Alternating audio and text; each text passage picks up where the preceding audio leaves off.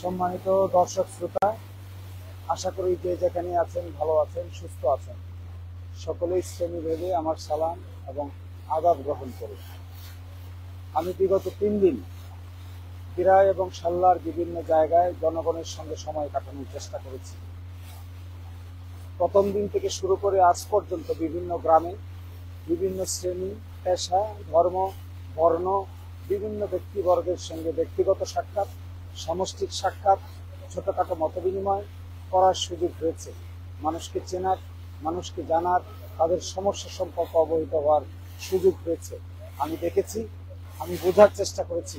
এ থেকে আমার জন্য অনেক কিছু শিক্ষণীয় আছে। আসলে অনেক কিছুই এই ভূখণ্ডের আমার জানা নেই, মানুষের জানার কোনো শেষ নেই। সেজন্যই প্রচেষ্টা চালিয়ে যেতে হয়। এক একটি গ্রামে এক একটি ডাইভার্সিটি আছে, এক এক ধরনের চিন্তা ভাবনা আছে। এই চিন্তা ভাবনা, সমস্যার ধরন সকলের এক নয়। তবুও যতটুকু সম্ভব আমি সাধ্যমতো জানার চেষ্টা করে যাচ্ছি। আমি মনে করি এই দিরাইয়ের পূর্বাঞ্চল, দিরাইয়ের পশ্চিমাঞ্চল, সাল্লার পূর্ব দিকে, সাল্লার পশ্চিম দিকে এক একটি গ্রামে এক এক ধরনের সমস্যা রয়েছে এবং আমাদের সামষ্টিক সমস্যাও রয়েছে। এখানে মূল সমস্যাগুলো যে জিনিসটি নতুন করে উঠে এসেছে সেটি হলো সাল্লার একাংশে চোরের উপদ্রবের কারণে আমাদের ভাই এবং বন্ধুরা সঠিকভাবে তাদের বাড়িতে ধান রেখে তারপরে তাদের জমি করতে এবং তাদের নৌকা দিয়ে সঠিকভাবে মাছও ধরতে পারেন না। কোথাও কোথাও চোরেরা সেই মাছ বাধ্য করে সেই নৌকা ঠেকিয়ে নিয়ে চলে যায়, জাল নিয়ে চলে যায়। আমি মনে করি প্রশাসনের সবচেয়ে গুরুত্বপূর্ণ দরকার হবে আপনারা প্রয়োজন হলে সাল্লার ওই অংশে বিশেষ টহল বসান।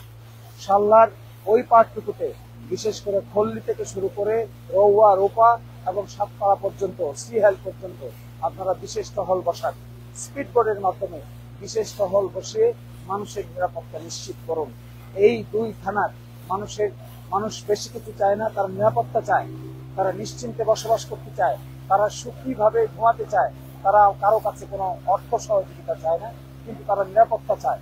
বিশেষ করে হিন্দু জনগোষ্ঠী যাদেরকে অন্যায় অত্যাচারের শিকার করা হয়, বিভিন্ন সময় জোর দেখানো হয়, তারাও নিরাপত্তা চায়। তারা চায় তাদের জানের নিরাপত্তা, মালের নিরাপত্তা, তার রুটি রোজগারের নিরাপত্তা, তার চিকিৎসার নিরাপত্তা, তার পড়াশোনার নিরাপত্তা চায়। তাদেরকে নিরাপত্তা দেওয়া প্রশাসনের দায়িত্ব।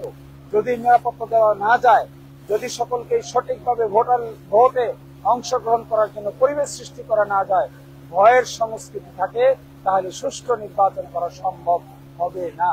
আমি প্রশাসন থেকে শুরু করে সকল সংশ্লিষ্ট ব্যক্তিবর্গকে অনুরোধ জানাচ্ছি, যারা দিরাই থানার ওসি আছেন, সাল্লা থানার ওসি আছেন, ডিসি আছেন, এসপি আছেন, টিওনো আছেন, তাদের প্রতি আমি স্পেসিফিক্যালি আহ্বান জানাবো, এই জমিনে আমরা নির্বাচন করার প্রস্তুতি নিচ্ছি।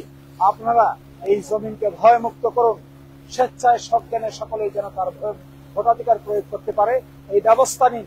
কেউ যেন কাউকে ভয়ভীতি প্রদর্শন করতে না পারে, ইন্টিমিডেশন ক্রিয়েট করতে না পারে, সেই অবস্থা তৈরি করুন।